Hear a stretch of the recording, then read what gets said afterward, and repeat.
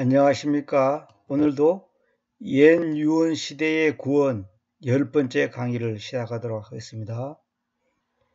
지난번에 제가 이 얘기를 드렸죠. 그러므로 예수님 이전의 사람들이 율법을 통해 구원받았다고 말하는 것은 율법을 주신 하나님의 목적을 완전히 무시하는 것입니다. 이렇게 되어 있죠. 율법을 통해 구원받았다.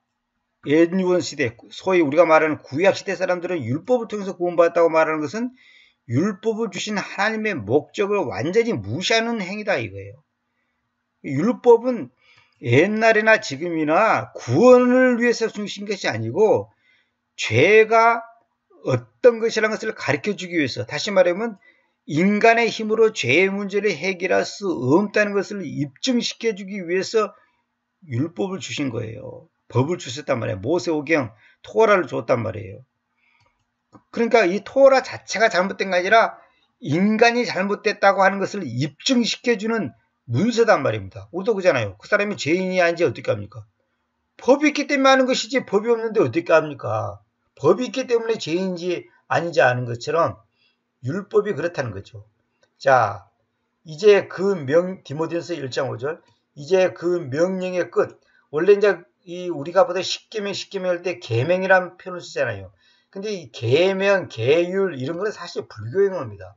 계명이 아니라 커맨드먼트라서 명령이에요, 명령. 그 명령의 끝은 순수한 마음과 선한 양심과 가장되지 않은 믿음에서 오는 인애입니다. 그렇죠. 여기서 한마디 더 하고 갈게요. 이 계명이란 우리가 보다 십계명인데 원래는 십계명이 아니라 10가지 명령들 이렇게 되면 10가지 명령들, 10가지 명령 중에 한 가지만 어겨도 전체를 어기는 것이라고 했죠. 자, 여기서 보면 그 명령의 끝, 그러니까 우리가 흔히 말하는 그 십계명의 끝은 뭐냐?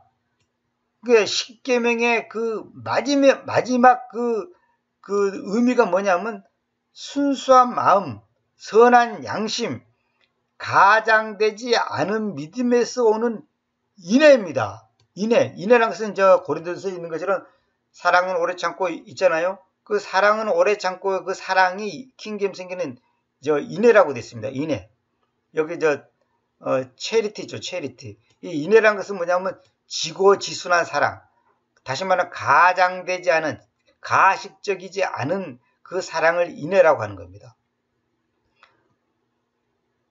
근데 헬라어로는 이제 그것이 아가페로 되었습니다만은 나중에도 제가 그 말씀드렸는데 헬라에서는 아가페가 있고 필로스가 있고 여러 가지 있잖아요. 그런 것이 결국은 킹제임스 성경에서는 딱 구분하는 게 아니라 다 러브로 통일시켜놨어요. 그런데 단지 이제 이 고린도서 13장이라든지 디모데전서 1장 5절에서는 체리티라고 했는데 이 체리티라는 것은 제가 이제 한문으로 인애라고 번역했는데 이것은 보통 그냥 흔히 하는 러브하고 권위가 높다 낮다 그런 차원이 아니라 그 의미의 그 강조점을 좀 달리 해주는 거죠. 그래서 어떤 사람들은 고린도서 13장을 체리티를 갖다가 사랑이라고 번역했는데 그렇게 하면 안 됩니다. 그러면 러브하고 충돌이 나 버리는데 그러면 안 되죠. 구분시켜놔야 됩니다. 체리티, 인애입니다. 다시 말하면 그 율법의 끝이 뭐냐? 순수한 마음, 선한 양심, 가장되지 않은 믿음에서 오는 인애단 말입니다. 결국 그 율법이라는 것은 절대로 잘못된 게 아니다는 거죠. 그것들로부터 몇몇 사람은 빗나가 오면서, 과거부터 쭉 빗나가 오면서 허무한 짓거림에까지 비키어 돌이켜 왔으니, 이 말은 뭐냐면,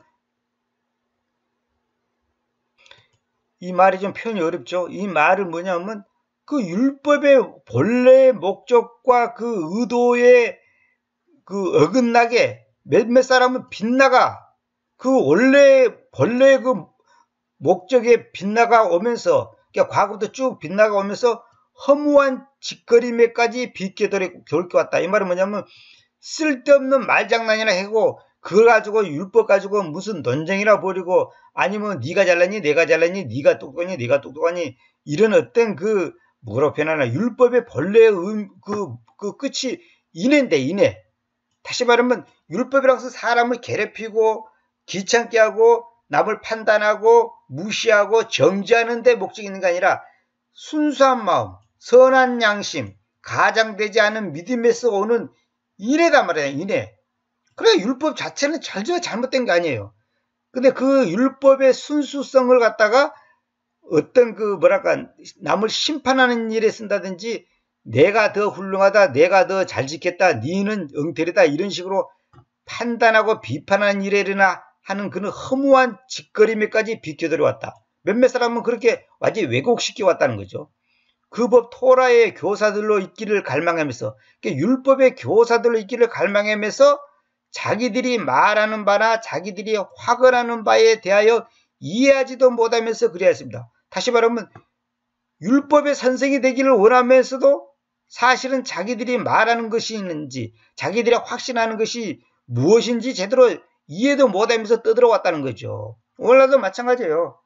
오늘날도 그 목회자들이나 많은 사람들을 보면 성경 뭐 신학 뭐 칼빈 장로교 뭐 알메니안 하는데 본질의 의미도 모르면서 떠들고 있는 거예요. 그런 것이 너무 많습니다.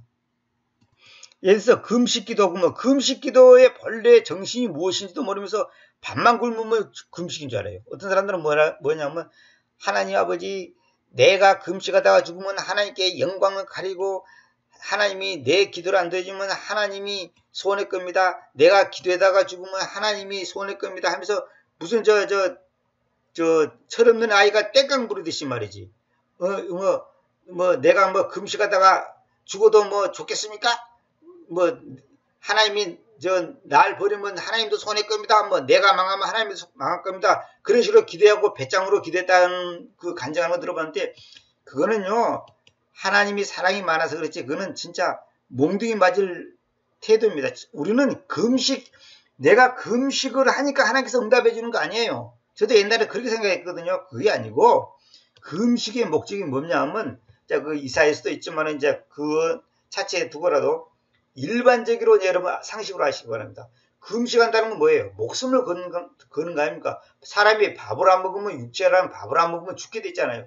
근데 그 죽음을 무릅쓰고 나의 육체를 갖다가 괴롭히면서 나의 육체의 고통을 감수하면서 금식하면서 하나님께 기도한다는 것은 문제를 해결하기 위해서 다시 말하면 내가 원하는 그 목적을 얻기 위해서 하는 게 아니고 그거는 벌써 잘못된 거예요. 그것이 이루어진다 하더라도 그건 잘못된 거예요. 물론 하나님께서 금식을 통해서 어떤 문제를 해결해 줄 수도 있습니다. 근데 본래의 목적은 뭐냐면 내 입장에서 태도는 뭐냐면 하나님 이 돈 문제, 이 빚 문제, 이 건강 문제, 이 자식 문제, 또 여러 가지 사업 문제, 직장 문제를 나는 거기에 대해서 내가 죽습니다. 그 문제에 내가 집착하고 그 문제를 갖고 아둥바둥하고 그 문제를 마치 나의 뭐 살아가는데 뭐 최고의 어떤 뭐나 되는 것처럼 하는 게 아니고 그 돈 문제, 자녀 문제, 기타 직장 문제, 사업 문제를 하나님 앞에 내려놓습니다. 거기에 대해서 내 자신의 생각이 내려놓습니다. 하나님과 돈 사이에 또 하나님과 사업 사이에 하나님과 직장 사이에 하나님과 건강 사이에 나라고 하는 존재가 샌드위치처럼 끼어 있어요. 끼어 있는 내가 어떤 태도를 취할 것이냐. 나는 하나님 이 돈 문제에 대해서 죽습니다. 이 사업 문제에 대해서 죽습니다. 사업이 망하더라도 돈이 없더라도 굶더라도 내가 암으로 죽더라도 하나님의 뜻이 온전히 이루어지기를 원합니다 하면서 내 마음과 생각이 돈에 가 있고 사업에 가 있고 건강에 가 있고 자녀한테 가 있는 게 아니라 온전히 하나님께 집중하는 거예요. 다시 말해 하나님께 항복한단 말이에요. 항복. 그래서 제가 전도 말씀드렸죠. 다른 강의에서 내가 말씀드렸는데 모세가 손을 드니까 이스라엘 백성들이 전쟁돼서 이겼다. 싸운다. 모세가 손을 든 것이 기도다. 기도의 응답이다. 그런데 그게 아니고 모세가 손을 드는 것은 항복을 말하는 겁니다. 항복. 하나님 나는 이 일에 대해서 내가 어찌 할 바가 없습니다. 아버지의 선하신 뜻대로 처리하시옵소서 하고 죽이든지 살리든지 아버지의 뜻대로 하시옵소서 이렇게 말하는 거 이런 태도가 금식기도의 본질이에요. 그래서 그 찬송가 가사 보면 이런 게 있어요. 요즘 새로 나오는 새로 나오는 그 찬송 요즘 쓰는 찬송가에 보면 276페이지 보면 아버지의 이재인을 용납하여 주시고 예수님의 이름으로 구원하여 주셔서 이 이제 가사 있잖아요. 이 중에 이제 어떤 가사가 내가 그냥 눈에 확 들어왔냐면 그 1절에 그 두 번째 소재에 보면 예수님의 이름으로 구원하여 주셔서 우리말로는 이렇게 번역되어 있는데 이거는 이제 그 곡조가 맞추다 보니까 어쩔 수 없이 이렇게 이제 했다 하더라도 원래 킹제임스 본래 본문이 이렇게 됐어요. 제가 이제 우연찮게 찬송 부르다가 이걸 보고서 내가 깜짝 놀랐는데 당신이 나를 가지고자 하는 저것, 그러니까 주님께서 하나님께서 나를 가지고자 하는 저것으로 나를 만드소서. 다시 말하면 하나님께서 나에게 내가 어떤 인간이 되기를 원하고 어떻게 살기를 원하고 어떤 존재가 되기를 원하는 그 하나님이 원하는 목적을 이루어달라. 나를 만들어서 이 말은 당신이 원하는 대로 나를 이끌어달라. 그러니까 당신이 원하는 인간으로 나를 만들어달라는 거예요. 응? 그래서 그 다음에 그 콜론이 세미콜론이 찍어잡고 뭐냐, 이것도 뭔 뜻이야? 이거 부연설명을 하는 거예요. 당신의 뜻이 내 안에서 행해지게 하소서. 그러니까 당신이 나를 가지고자 하시는 저것으로 나를 만드소서. 이 말은 뭐냐면 당신의 뜻이 내 안에서 당신의 뜻이 행해지게 하소서. 당신의 뜻이, 나의 뜻이 아니고, 그러면 하나님의 뜻이 내 안에서 행해지게 하소서. 행해지게 하소서, 이 말이 이루어지게 하소서, 그 말 아닙니까? 주님께서 다 이뤘다 할 때도 it is done 이렇게 되죠.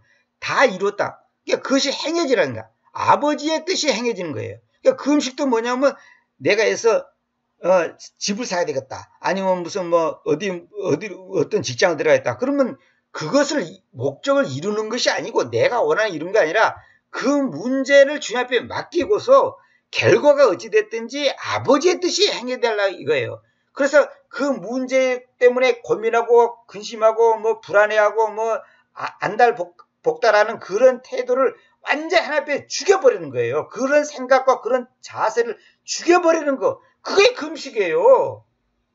그래서 금식이라는 것은 이사야 했던 것처럼 그 평화를 만들고 그 묶인 것을 풀어주고 이런 것이 금식이에요. 다시 말하면 내 마음속에 있는 그 갈등, 의심, 불만, 불평, 불안, 초조 이런 모든 것을 완전히 하나님 앞에 내맡기는 거예요. 내려놓는 거예요. 다시 말하면 우리가 그러잖아요. 내가 육체가 죽으면 무슨 근심이 있습니까? 육체가 죽어버렸는데 돈 걱정이 어디가 있고 암 걱정이 어디가 있고 취직 걱정이 어디가 있어요. 내가 없는데 내가 죽어버렸는데 마찬가지. 그러니까 내 생각이 죽어버리고 내가 원하는 내 의지가 죽어버려야 돼. 하나님 앞에서. 그리고 오직 당신의 의지, will이라는 것은 뜻이라는 것은 의지로 당신의 의지가 내 안에서 행해지게 하소서. 당신의 의지, 나의 의지가 아니고 나는 이 직장에 꼭 들어가고 싶은데 하나님의 의지는 아닐 수가 있단 말입니다. 나는 병을 고치고 싶지만 하나님께서 안 고치실 수가 있어요. 나는 예서 어떤 사람이 교통사고 났는데 장애를 입었다. 그러면 하나님의 능력으로 이 장애가 병이 완전히 고쳐져서 장애로 살지 않고 건강 모습으로 살게 해주십시오. 이렇게 기도할 수 있잖아요. 근데 하나님께서는 장애된 그 상태에서 네가 평생 살아라는 거예요. 우리가 생각할 때는 이해를 할 수 없죠. 그러나 그거는 우리의 그 아마추어적인 생각 때문에 그런 것이지 하나님의 생각은 그게 아니에요. 그 이제 이런 강의는 내가 이제 다른 강의에서 내가 다 할 거니까 나중에 얘기하기로 이 정도만 하겠습니다. 그래서 뭐냐면 자기들이 말하는 바나 자기들이 확언하는 바에 대하여 이해하지도 못하면서 그래야 했다. 뭘로? 교사들 있기를 가능하다. 율법의 교사가 되기를 원하고 목회자가 되기를 원하고 무슨 신학교 교수가 되기를 원하고 하면서 실제로는 그 본질의 의미를 제대로 이해하지도 못하면서 떠드는 사람들이 많다는 거예요. 그 당시나 지금이나 마찬가지예요. 본질을 흐려보는 게 본질을. 기도도 마찬가지예요. 기도가 내 뜻을 이룬 것이 기도가 아니에요. 그래서 주님께서 뭐라 했어요? 내 뜻대로 마옵시고 아버지 뜻대로 없어서. 그것이 기도예요. 그런 자세를 가지고 있으면 불만 불평 할 것도 없고 불안할 것도 없는 거예요. 자, 8절. 그러나 우리는 그 법 토라가 선하다는 것을 알고 있는데 만일 사람이 그것을 합법적으로 사용한다면 그럽니다. 그렇죠? 아니 아무 율법이 선하지만은 그것을 합법적으로 사용할 때 선한 것이지 합법적이지 못하고 불법적으로 사용한다면 그 율법을 왜곡되게 사용한다면 그것이 무슨 선한 것이 되겠습니까? 그 법이라고 하는 것은 그것을 선하게 사용할 때 좋은 뜻으로 사용할 때만 그것이 선한 것이지 그 악용을 해보면 아무 소용없는 거죠. 합법적으로 사용한다. 합법적으로. 자, 이것을 알고 있으니 무엇을 알고 있냐면 그 데디아르 knowing this 이것을 알고 있다. 뭘 이거 데디아를 알고 있다는 거죠. 그 법 토라는 율법은 의로운 사람으로 인하여 만들어지지 않고 의로운 사람 때문에 만들어지지 않고 무법자들과 불순종하는 자들로 인하여 불경건한 자들로 인하여 그리고 죄인들로 인하여 거룩하지 않고 불경스러운 자들로 인하여 아버지들을 살해하는 자들과 어머니들을 살해하는 자들로 인하여 시해자들로 인하여 보통 대통령주의 때 왜 시해했다 그랬잖아요. 이건 이제 수준 높은 표현입니다. 이게 시해자. 여기서 이제 인하여를 갖다가 위하여라고 번역하면 안 됩니다. 절대로 그러면 안 됩니다. 그 다음에 여기 보면 이제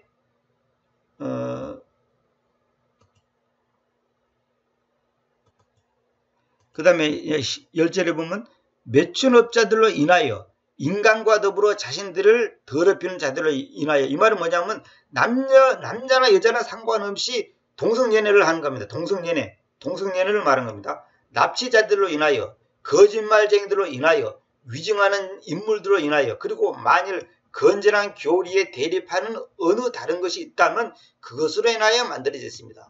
율법은 그런 사람들 때문에 그런 일들 때문에 만들어지지 그런 사람들을 위하여가 아닙니다. 뭐 선한 사람을 위해서 만든 게 아니고 선한 사람으로 인해서 만든 게 아니단 말입니다. 결론은 여기에 해당되지 않은 사람들 아무도 없어요. 지구에서요. 이 땅에서 아무도 없습니다. 여러분들은 아이고 나는 여기에 해당되지 않네 이렇게 생각하죠. 천만의 말씀입니다. 여기에 다 해당돼요. 인간들이.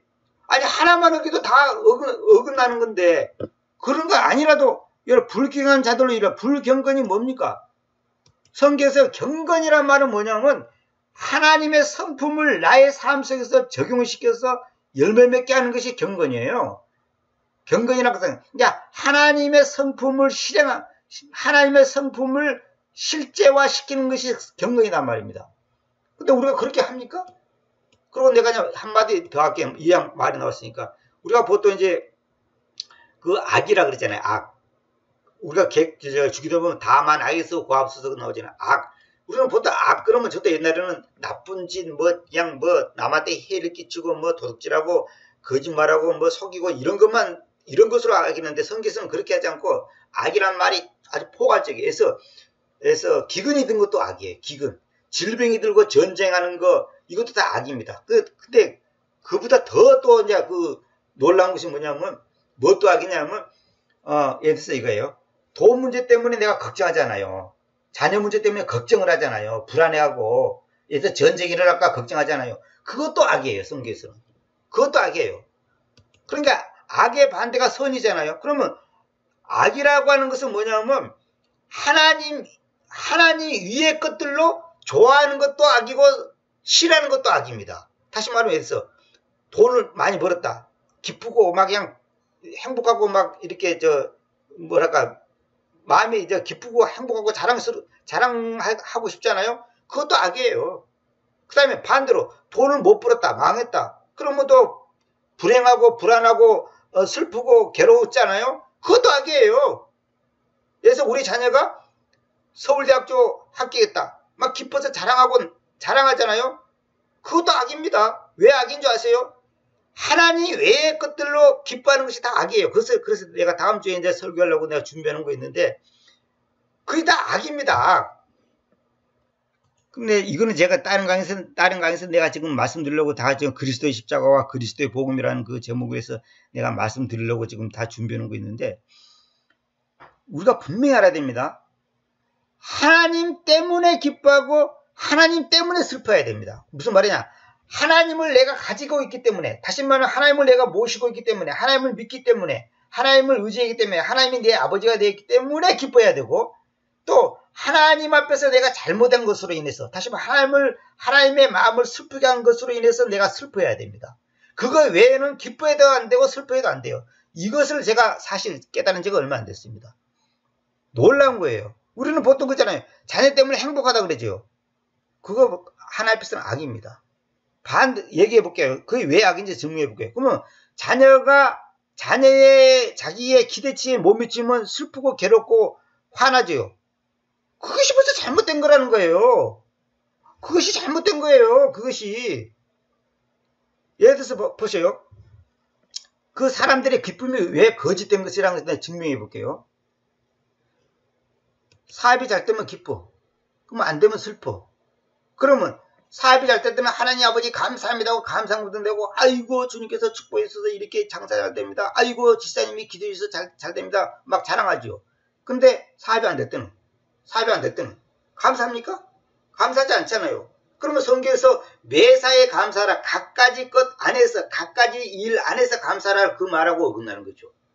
각가지 것, 각가지란 말은 뭐냐면 망하든지 흥하든지 건강하든지 병들든지 시험에 합격하든지 떨어지든지 상관없이 어떤 상황 속에서도 감사하라는 거예요. 왜? 하나님이 계시고 하나님의 주권 아래 있고 하나님의 섭리 아래 있다는 거예요.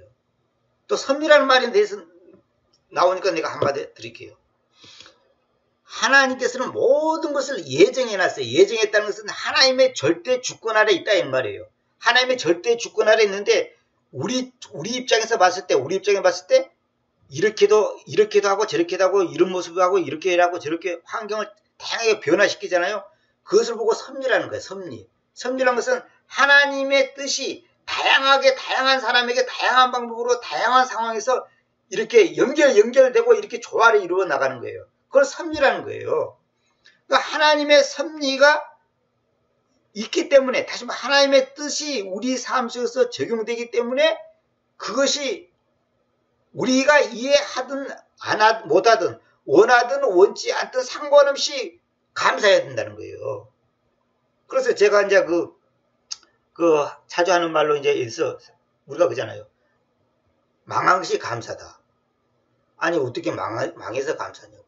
인간적으로 그 망해서 감사하면 그건 말이 됩니까? 그런데 영적으로 성숙한 사람은요, 망해도 감사하는 거예요. 저는 그런 사람 많이 봤어요. 자식이 죽어도 할렐루야 하는 사람도 저는 봤어요. 왜 그런 줄 아세요? 하나님이 계시고 천당이 있고 지옥이 있고 내세가 있고 이 땅에서 우리는 나그네예요. 그러니까 이 차원이, 이 수준이 엄청난 거예요. 그래서 내가 바둑 얘기를 자주 하는데, 프로기사는 자기 돌이 30개가 죽어도 슬퍼하지 않습니다. 왜 그런지 아세요? 그 전체 상황을 보니까 30개가 죽는다고 해서 지금 지는 상황이 아니에요. 30개가 죽었다고 해서 돌이 죽었다고 해서 지는 것이 아니에요. 그러니까 그 전체 상황을 딱 알고 있기 때문에 30개가 죽더라도 겁내지도 않고 슬퍼하지도 않고 당황하지 않아요. 물론 자기가 완전히 이제 그 상황이 이제 전혀 패배할 수밖에 없는 상황이라면 또 자기가 이제 흔들리겠지만은 전체를 봤을 때 30개 죽어도 문제가 될 게 없는 거예요. 왜? 전체를 보는 눈이 있기 때문에. 그러나 아마추어 봤을 때는 아이고 큰일 났네. 끝났네. 30개나 죽을 수 있냐 끝났네. 이렇게 쉽게 생각하잖아요. 그러니까 그건 아마추어 생각이고, 프로기사는 그 전체를 보는 눈이 정확하기 때문에 그런 거 갖고 겁내지도 않아요. 또 반대로 한 개 따먹었다고 해서 기뻐하지도 않아요. 왜? 그 한 개 따먹는 것을 그렇게 중요시한다든지 아니면 또 중요시 않는다 그러지 않아요. 모든 것이 자기의 철저한 계획과 계산과 어떤 그 논리에 의해서 그것을 판단하기 때문에 그런 거 갖고 먹었다 졌다 잃었다 이런 거 갖고 흔들리지 않단 말입니다. 그럼 아마추어들은 그냥 금방 이랬다 저랬다 하는 거예요. 그건 냄비 신앙이다. 냄비처럼 금방 끓고 금방 식어버리는 거. 그게 벌써 아마추어 신앙이단 말이야. 아마추어. 막말로 전쟁이 나서 죽었다 합시다. 죽으면 어때요? 죽으면 죽는 거지. 어차피 다 죽을 건데. 어차피 죽어요. 안 죽을 겁니까? 다 죽어요. 오래 죽든지 10년 뒤에 죽든지 그렇게 중요한 거 아니에요. 우리가 인생을 사는데 사실 그렇게 중요한 거 아닙니다. 내가 이런 예를 들었잖아요. 시험 공부하는 학생은 평상시에 준비가 되어 있으면요, 제가 이건 다 경험해봐서 아는데 오늘 시험 본다 해도 마음이 평안해요. 다음 달에 시험 본다 해도 마음이 평안해. 그러나 시험 준비 안 된 학생은 오늘 시험 본다 해도 불안, 다음 달에 시험 본다 해도 불안. 왜? 준비가 안 되기 때문에. 우리가 죽을 준비가 되어 있다면 그거 아무 문제가 없는 거예요. 아무 문제가 없는 거, 아무것도 아니에요 그거. 우리는 보통 젊어서 죽으면 아이고 안 됐다 이러잖아요. 그렇지 않아요. 주 안에서 죽는다면 복되다 그랬어요. 주님 안에서 죽지 못한, 주님 밖에서 죽기 때문에 그게 불행한 것이지, 정말 구원받은 사람이라면 오늘 죽든 내일 죽든 흥하든 망하든 큰 문제가 아닌 거예요. 다 10절 봅시다. 몇 주나 10절 아까 읽었죠. 그러니까 이런 9절이나 10절에 해당되지 않은 사람이 이 세상에 아무도 없어요. 다 해당되는 거예요. 그 다음에 성축받는 하나님의 영광스러운 복음에 따른 것인데 그 복음이 나의 신뢰에 맡겨졌습니다. 성축받는 이제 여기 블레스란 말은 이제 복된 그렇게도 번역할 수도 있고 성축하다 할 수도 있고 이제 여기서는 복된 하나님 이렇게 해도 되지만은 제가 이제 그 하나님께 할 때는 송축이라는 표현을 썼습니다. 송축받는 하나님의 영광스러운 복음에 따른 것이다. 뭐예요? 율법이 그렇다는 거예요. 율법이 영광스러운 복음이라고 하죠. 영광스러운 복음. 그 복음이 나의 신뢰에 맡겨졌습니다. 사도 바울에게 맡겨졌다는 거예요. 그러니까 이 율법이란 것도 결국은 십자가의 그 복음, 십자가의 그 사건에서 다 종결이 되는 거예요. 거기서 이루어지는 거예요. 그러니까 율법이라는 것은 율법이 율법으로 끝나는 게 아니고 법이 법으로 끝나는 게 아니고 결국 십자가에서 종결이 이루어지는 거예요. 그래서 영광스러운 복음이라고 해요. 영광스러운 복음. 그 모든 것이 결국 여기 보면 세미콜론이 찍어졌죠. 세미콜론이 찍어졌는데 그것이 다 송축받는 하나님의 영광스러운 복음에 따른 것이라는 거죠. 결국은 전부 다 복음과 연결되는 거예요. 복음이 뭐예요? 복된 소식이 뭐예요? 십자가의 사랑, 십자가의 은혜, 예수 그리스도의 십자가의 그 은혜 때문에 내가 구원받는다는 것이 그것으로 인해 결국은 종결이 되는 거예요. 모든 것이. 그러니까 복음이 복음되게 하고 구원이 구원되게 하고 십자가가 되게 하는 데 있어서 오히려 율법이라는 것이 방해를 한다든지 그런 게 아니고 오히려 더 빛을 내게 하는 거예요. 빛을 내게. 다시 말하면 시험이라고 하는 것이 그 학생이 실력이 좋고 더 뛰어나다는 것을 입증시켜주는 하나의 계기가 되듯이 우리가 당하는 어떤 그 환난이라든지 그 고난이 우리에게 유익을 갖다 주듯이 그 율법이라고 하는 것이 결국은 우리의 죄를 드러내게 하는 것이지만은 그것이 결국은 영광스러운 복음에 따른 것이다. 다시 말하면 복음이 얼마나 위대하고 얼마나 가치 있는 건가. 복음 때문에 결국은 우리가 구원을 받는 거구나. 다시 말하면 복음이 우리에게 없다면, 다시 말하면 십자가의 그 사랑이 없다면, 십자가의 그 사건이 없다면, 예수 그리스도의 그 죽음의 문제가 없었다면 나는 절망이구나. 그것을 더 드러내게 하는데 율법이 오히려 그 촉매 역할하고 밑거름 역할을 하는 거예요. 그 율법 자체를 갖다가 피곤하다, 괴롭다, 힘들다, 까다롭다 이렇게 이해를 하면 안 되는 거예요. 그것을.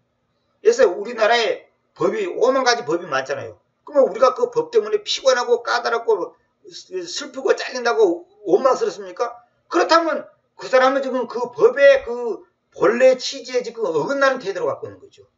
물론 하나님 앞에서는 그 법이 이제 문제가 있고 잘못될 수도 있겠지만은 어쨌거나 대한민국에 산다면 대한민국에 있는 여러 가지 교통법부터 해서 시작해서 민법, 형법 모든 법에 대해서 우리가 그 법을 잘 준수만 한다면 내 삶에 문제될 게 없는 거예요. 근데 내가 법을 어겨놓고 내 마음대로 해놓고 법이 잘못됐니 어쩌니 이렇게 따지면 안 된다는 거죠. 물론 이제 인간이 만든 거야 물론 무슨 있겠습니다만은 하나님의 말씀은 그럴 수가 없는 거죠. 하나님의 법은.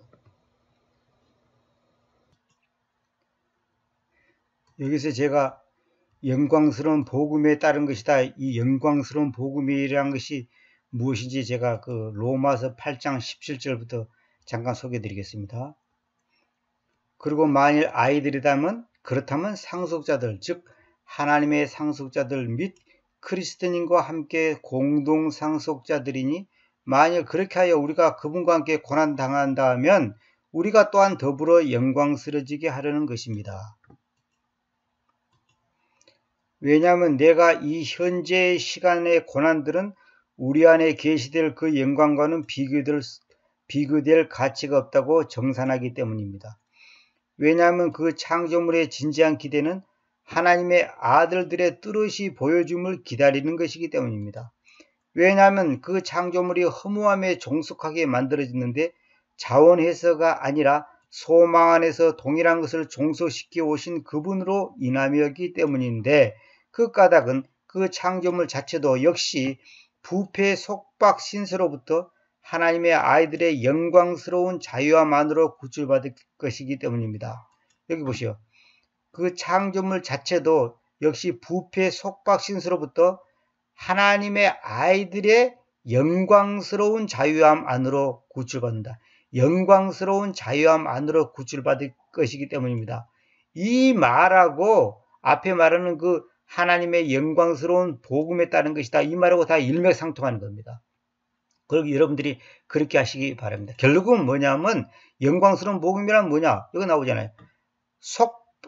부패의 속박 신세로부터 다시 말하면 죄의 노예가 된 그 신분에서 하나님의 아이들의 영광스러운 자유함, 그러니까 하나님의 아이들이 아니었던 우리가 하나님의 아이들이 됐단 말이에요.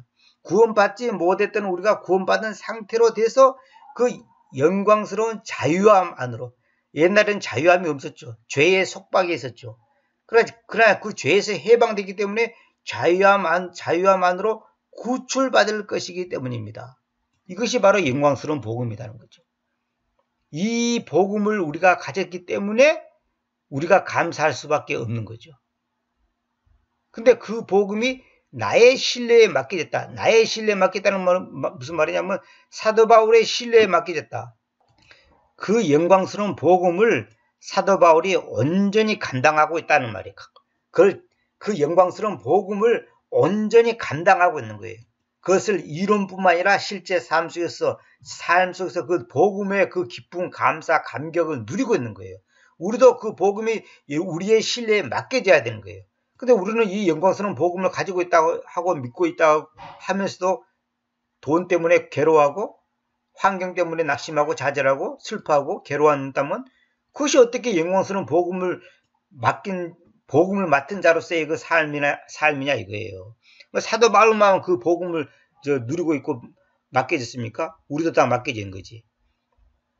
그것이 실제로 내게 맡겨져서 그 복음이 나의 삶 속에서 실제화가 되려면, 다시 말하면 그 복음의 가치를 남과 나누려면 어떻게 되겠어요? 우리가 성숙한 그리스도인이 돼야 되는 거죠. 마치 어떤 사람한테 돈을 10,000원을 맡길 수 있는데 100만 원을 맡기기는 참 곤란한 사람이야.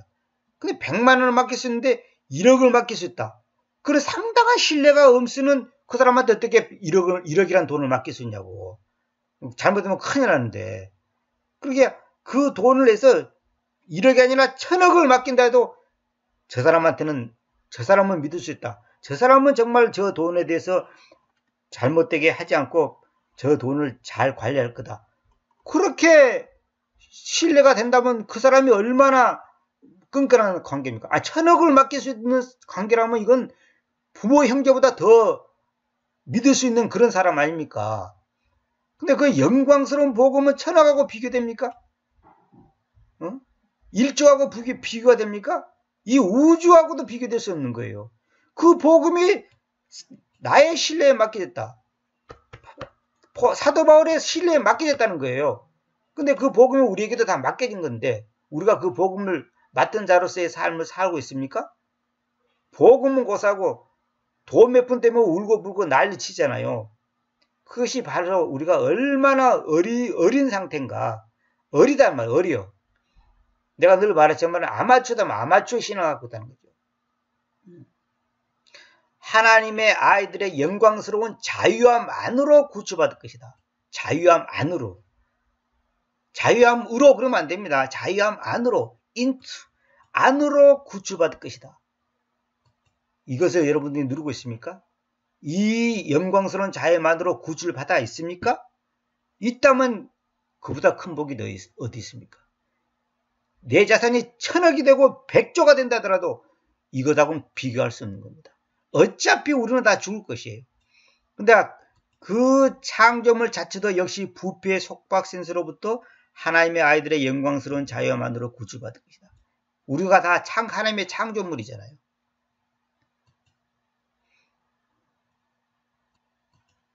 이 복을 여러분들이 누리시기 바랍니다. 이미 누리신 분은 이 복을 받았다면 받은 사람으로서의 걸맞는 품행을 해야죠. 그러니까 우리의 품행은 하늘 안에 있다 그랬죠. 제가 그 계획성기는 우리의 시민권은 하늘에 있고 이런데 그게 아니라 우리의 품행이 하늘 안에 있다. 하늘 안에. 그 말은 뭐냐면 내 인격과 내 가치관과 내 생각과 내 관점이 모두 하늘에 있다는 거예요. 하늘에. 이 땅에 있는 게 아니다는 거죠. 이것이 바로 내가 거룩하니 너희도 거룩하라 내가 완전하니 너희도 완전하라는 하나의 말씀입니다. 우리가 하나님의 완전 하나님의 거룩에 도달하는 것은 내 힘으로 되는 게 아니에요.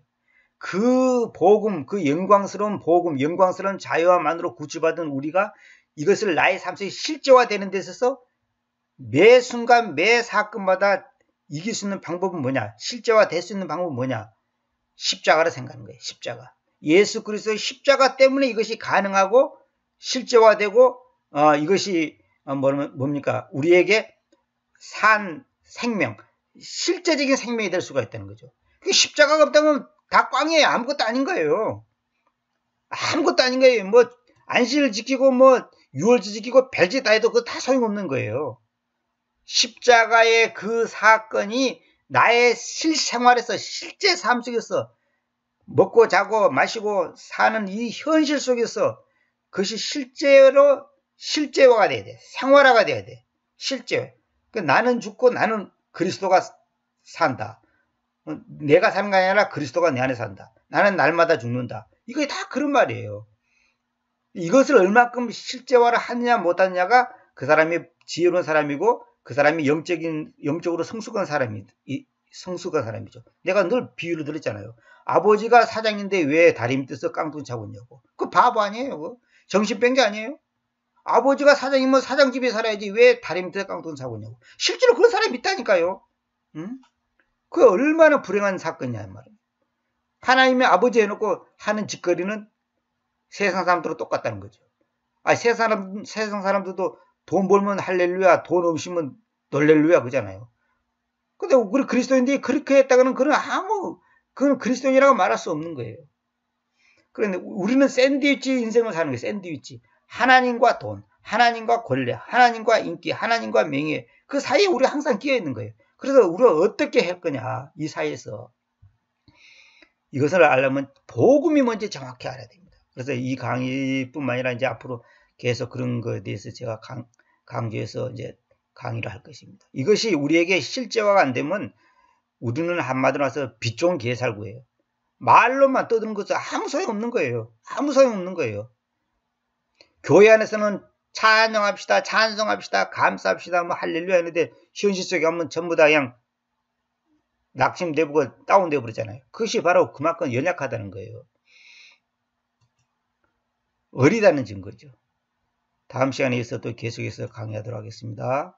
감사합니다.